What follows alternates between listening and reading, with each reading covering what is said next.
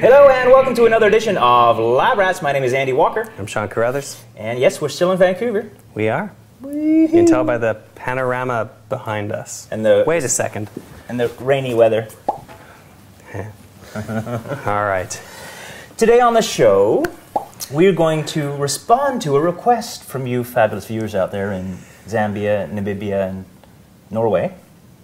And from a few other places as well. Including the America and Canada and Australia. Yeah, we've had a few people write into us. I think part of it is to stir up the pot, but we're not going to go there.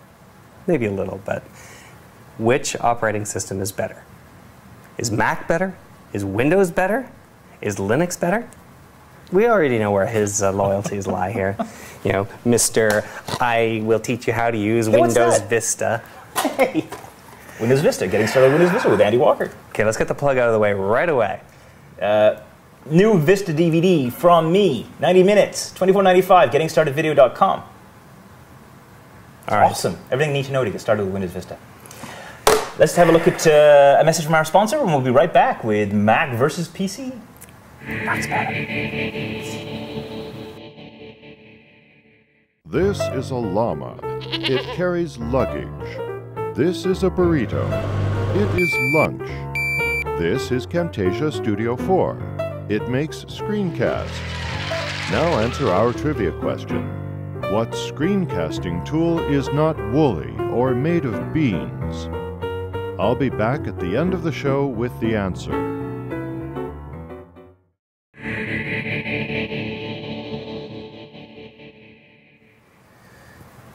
I can't believe that we're actually submitting to this request from our viewers. It does seem like an excuse for a fist fight. But you know what? There's always these sort of one versus the other sort of thing.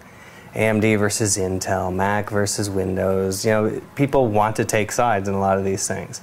And I'm not really into that so much. I think you should always get the right tool into the right person's hands. You should. And we already know, again, where your loyalties lie here. But you know what? I think in a lot of ways, a computer is a computer. The operating system is an operating system. It's all how you interface with it. And some will have certain tools that make it more convenient to do certain kinds of tasks. You're so politically correct. No, well, you know, I prefer to use Mac on an ongoing basis just because it suits my needs for what I do.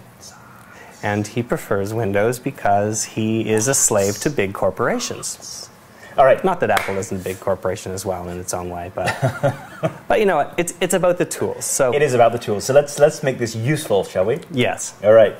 All right. So where do we start? Because I have no idea other than to disparage Steve Jobs and his tattoo on his bum. See you in the bum again. This is not useful so far. All right. So, you know, I guess the question that you have to ask when you're looking to buy a new computer is what are you looking for? Yeah. Which one should you buy?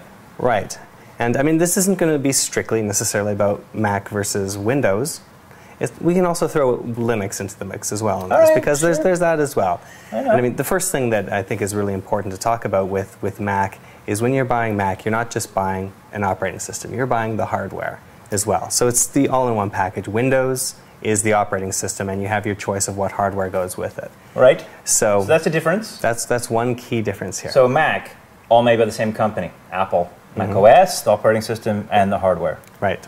PC, Windows is made by Microsoft, and the hardware can be Dell, Acer, your local computer store. You know, there's a million different variations, and there are a zillion different combinations. You know, graphics cards, all kinds of things inside of your PC. Right. Now, one of the things that people like to talk about Windows as a negative is that it has a tendency to crash. You try to install something and things go bad.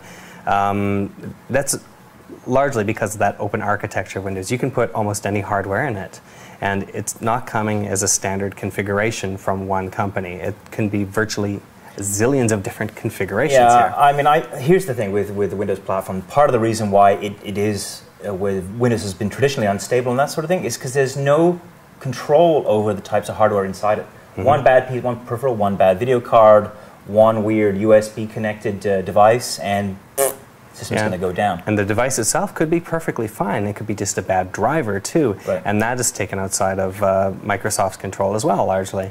You can have a Microsoft certified driver, but you're not always necessarily going to be using one. And sometimes it's just bad interactions. So you've got this USB device that you're plugging in that's perfectly fine, but for some reason the driver of that one conflicts with this other piece of hardware that you've got that you're going to put on there. So now that doesn't happen on the Mac side? It does occasionally. It does happen, but the one nice thing about the hardware itself is that when you buy a MacBook right here, you've got essentially one configuration with a few tweaks that you can make to it. So you can get more RAM, you can get yourself a bigger hard drive, but you're not going to have a different TFT screen in here. You're not going to have a different... you can change the drive, but it's just a very small selection of things that are known to work with these configurations. Right. So they've done a lot of testing to make sure it does work. Right. Now, again, not to say that things don't go bad. They do. These things do have a tendency of overheating, the MacBooks specifically. They do occasionally have quality control issues. Same thing with any Windows machine. But in general, the amount of hardware that is going to be inside a Macintosh is going to be from a very limited stack that is known more or less to work. Right, okay. So Mac gets points for that because it's stability, but then again, there's a limited choice there, right? And at least, and that brings us to cost. PCs are traditionally cheaper. Traditionally. Not necessarily anymore, but we'll go into that as well. Okay. But okay. But you're right about one thing, definitely, and that does relate to the amount of components that are in there. Yes. Is that Windows machines can use much cheaper components and maybe going into the Mac at that same level. Okay. So you can get like a $30 graphics card thrown into that Windows machine and it'll work, but it may not work that well. Right, right. So there's a quality control issue. This is an issue of choice here. And when it comes down to it, you know, there is a bigger selection, therefore more competition, which keeps the prices low. On the Mac side, not so much. Prices are traditionally higher. And that's one of the things that really irks me about the Apple side of the world is, you know, you want to buy Apple-branded RAM, you pay for that privilege. Is it any better? I don't know. You know, and I mean, we've talked about that before. From that perspective, RAM, just make sure that you match the specs of it, and you can typically get it from another, you know, manufacturer like Crucial or Kingston or OCZ or whatever for a much cheaper cost. Right, fair enough. So, but then you want to upgrade the graphics component inside typical, if you have an iMac, are you going to upgrade the graphics in there? Not a chance. Inside a tower, yes, perhaps you can do that inside one of the new Mac Pros. Right. But in general, you're not going to be going in there replacing the motherboard with one of your own choosing. You're not going to be replacing all these other things because it's just not available. You can't do it in a lot of cases. Right. With Windows machines, you can replace any part of it you want typically, and it'll still work the way it did before you change it. It'll maybe be a bit faster. It'll maybe have a little bit more capabilities, but it'll still be Windows and it'll still work. Fair enough. All right. I buy it. What else? What else, you say? Functionality. Functionality. I think that's part of it as well as the operating system part of it. Windows is a little bit more for enthusiasts, I think. People that want that flexibility of being able to do almost anything. Okay, fair enough. I think Linux is probably even more for the enthusiasts. So you've got... tweakers. Tweakers. Yeah. Let's not go into that tweaker mode again. Let's compare them to cars, for example. Okay, ready? Windows is, I would say, a Honda. Car of the people. Volkswagen. You know, car of the people. Volkswagen. People's car. You know, I was actually going to compare maybe the... I was going to compare the Windows machine to a Chevy. Okay. Okay? All right. Because if you're in North America anyways, a lot of North American cars, people will just buy one of those. They're cheap. They're easy to use for the most part. Lots of parts. Things go wrong. You can replace a lot of the parts yourself. It's not a bad issue. And they're not necessarily always the highest performing machines, but you can get them that way. You can fix them up a little bit. Sure, sure. I'd buy that. And I think possibly the Mac might be a little bit more like your Honda, where it can be inexpensive, but it can be pretty expensive too when you want to replace the parts. It's easy to use. You just turn it on and go. You don't have to think about it too much. And I mean, with a lot of Windows, that's the case as well. But with a Chevy, if it goes bad, you can potentially fix it yourself if you know what you're looking for. That's true. With one of these little compact jobs from overseas where it's very compact and a lot of electronics, you may not want to go inside and work around all of those things yourself. So you might have to call in the pro to deal with it at that point. Plus it comes with, your import comes with like nice cut, pretty pictures and pretty insides and colors and... A little bit sleeker than the Windows or the North American models. Sexier, perhaps. for sure. Perhaps. More polished. But you know what? Do you necessarily want that? No, sometimes you just want to get in a car and go. Yeah, absolutely. All right, now, and the Linux? Linux is that thing that's perhaps up on the blocks in your backyard that you're turning into a supercomputer. You're just tweaking every little setting of that. You've got the carburetor out. You're like getting in there with the screwdriver and you're putting back on, and you want something that will go super fast potentially if you want to, and you want to know every little bit of it inside and out. But your mom's not going to take it to the grocery store. Your mom's not going to take it to the grocery store because she won't know the specific sequence to actually start it or open the door even. I like that analogy. That's funny. That's good. It's actually very accurate. But if you know what you're doing with it, with Linux, it's fabulous. Or with that particular super hot rod, that's true. You can get it to do amazing things. All right, good. Let's talk about applications, programs. Now this is where you really, really want to go with Windows, I think, depending on the applications. Now, Windows, because it has such a fantastic install base across things, there's a ton of software out there. And it's relatively inexpensive. Yes. There is a wide variety of types of software that's out there. Windows is typically used on the business desktop. It's typically used for specialty applications. So almost anything you can think of is available for Windows. Yes. Macintosh, not quite so much. Macintosh has its strengths in a lot of key areas: music creation, multimedia editing. It has, well, we're sort of running out of things here. So, but you know, it's... No games. It has games. Limited Office functionality. That's the one really key things. If you want to play games, go with Windows, because the games are there on Macintosh, but they typically run slower and they come out a lot later, and they're more expensive typically by the time they do come out. Windows, Windows is a business machine and a gaming machine and a machine to do anything else that you want to do. Macintosh, not so much. Traditionally, it comes up through the creative ranks. It's been a design machine. A very good design machine. It will do things just effortlessly that Windows just bogs down on. That's very true. Video editing traditionally, although that's improving on the Windows side now. Yep. What else does it do? Ryan is knocking over things in our studio. What else is it doing? I mean, I guess,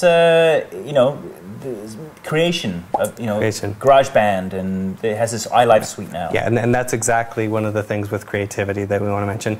Windows typically doesn't come with a lot of bells and whistles that are that much fun. It comes with, maybe you get like a game or two built into Windows. Movie Maker. It has Movie Maker. It's not very good.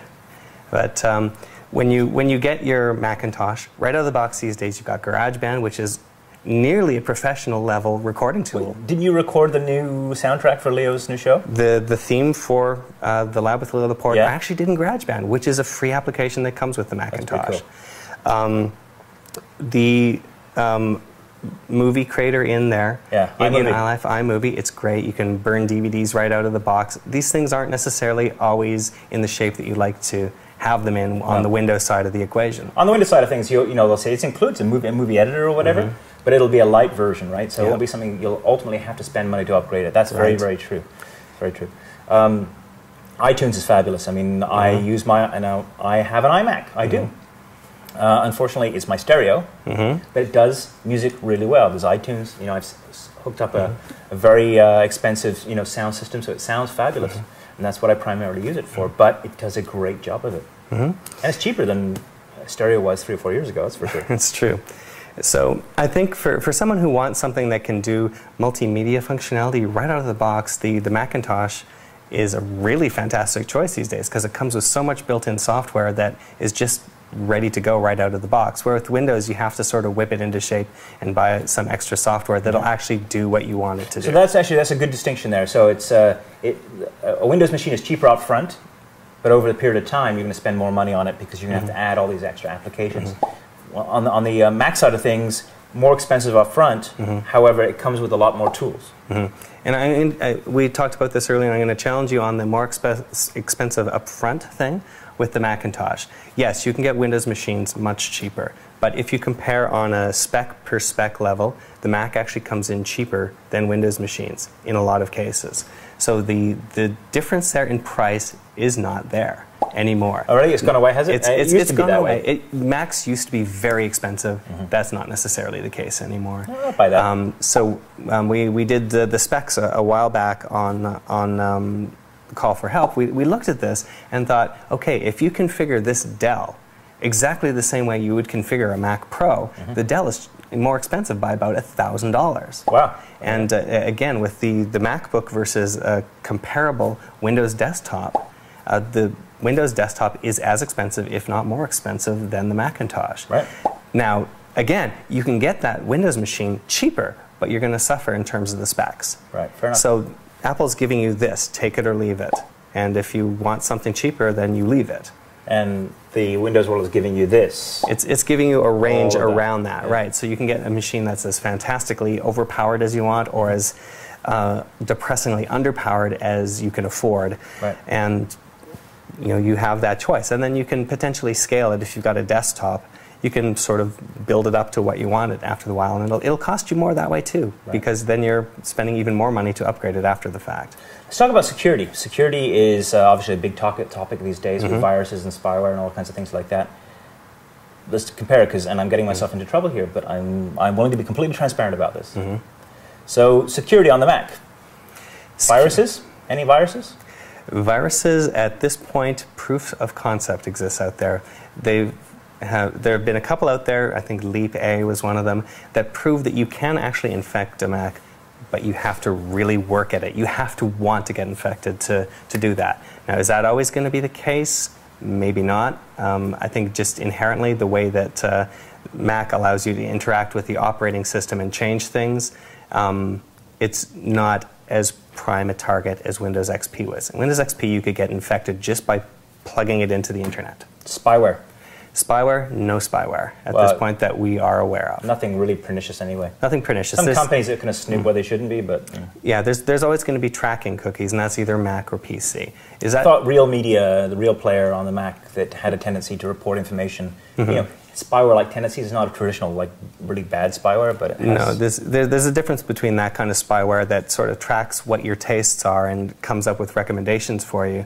That's sort of you're signing up for that sort of thing, versus something that you go to a website and all of a sudden it's logging your keys and sending it to some hackers somewhere else in the world. Right. So for that, at this point, Mac doesn't really have that. Right. What about spam? Spam is not an operating system problem, so it affects you on the Mac as well. But you know what? The mail program inside Mac does have spam filtering built right in. So. Good. All right. And it comes with a firewall? It comes with a firewall built in. Built in. Okay. And you can turn that on. Let's look at turn it off. So let's talk about on the PC side of things now. Is there viruses for PCs? Yeah, absolutely. There's hundreds of thousands of viruses. There's a ton of them on the PC side. A lot of them came about after with XP, certainly ME and that sort of thing. So yeah, viruses are a real problem. You need an antivirus program, and you can get infected and will get infected if you're not careful. That said, Windows Vista has put in a bunch of security features, much like on the Mac operating system, where you have to actually confirm before it changes anything in the operating system. Right. That has made it a lot more secure. You can turn it off and be insecure again, but if you leave the default settings on Vista, you should theoretically not have problems. Now, spyware. Spyware on the PC, there's tons of it. Lots of it. Millions and millions and millions of variants, absolutely. Again, UAC, the user account control systems, and the new features in Vista will thus far have largely stopped the flow of spyware, or at least the infections. Yeah. Absolutely. We used to joke beforehand, before Vista actually came out, that Vista actually stood for virus, virus infestation, spyware, trojans, and adware. And I'm actually glad to see that that's not really the case anymore. So far, they've largely avoided. Right, but XP, oh boy, oh boy, oh boy. That's why I wrote the Absolute Beginner's Guide to Security, Spam, Spyware, and Viruses to solve that. Or not to solve it, but to give people some guidance around your Windows XP machine. I will actually be writing an update of that soon. Spam. There's lots of spam on that side of things. And there's nothing you can do to stop it other than install applications like on the Mac as well. Outlook Express certainly has built-in spam filtering as well. And there is a firewall. There's a software firewall in both XP and also Windows Vista as well.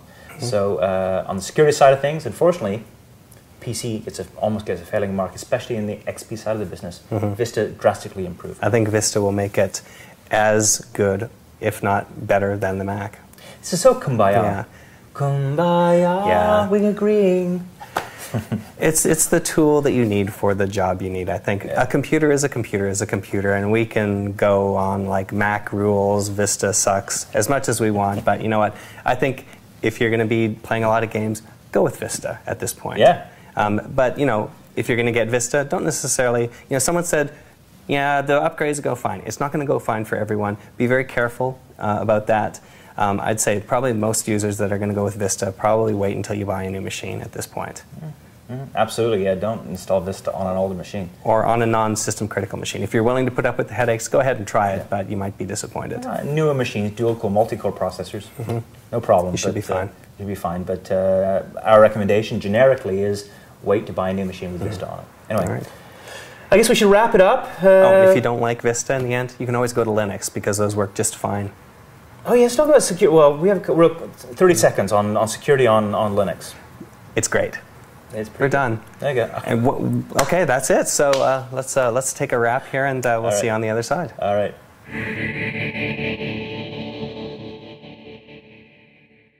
Earlier in the show, we asked you what screencasting product is not woolly or made of beans.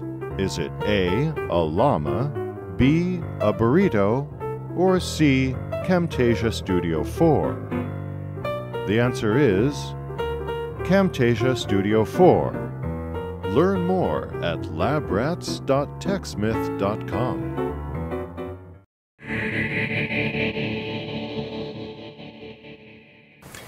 Well, I'm not completely sold, but I have to say that I'm thinking about buying a MacBook Pro and running with Vista on it for sure. Yeah, that's one of the other things that I definitely wanted to mention about this whole process. There's not as big a distinction between Mac and Windows as there used to be necessarily with the hardware level. You can actually run almost anything on the Macs now, the ones that have Intels inside them. So you can run Windows Vista, XP, you can run Linux on them. So just buying Apple hardware and thinking that you're getting a Mac is not necessarily, you know, the whole story anymore. One thing I do not like about the Mac, I've got to say, and this is real quick because we have to wrap pretty soon, but I don't like the keyboards. I find that I just can't, they just don't work for me. I can't write on a Mac. They just drive me crazy. Whereas on the PC side of things, you know, obviously it's not a problem. It's all in your head. It's psychological. Anyways, you know, this is something that it's largely a matter of personal preference. So play with one for a little bit in the store. If you really don't like it, don't get it. Yeah, or buy it and turn it into your stereo like I did. Buy it and turn it into your stereo. That's a very expensive stereo. Anyways, we have some photos here. Okay. We are going to start with Glenn. Glenn is in Maine. Oh, yeah. And he's showing off his scooter, I guess. Northeast United States. Very cool. And you can tell he's in the Northeast because he's got a shovel hanging from the wall there.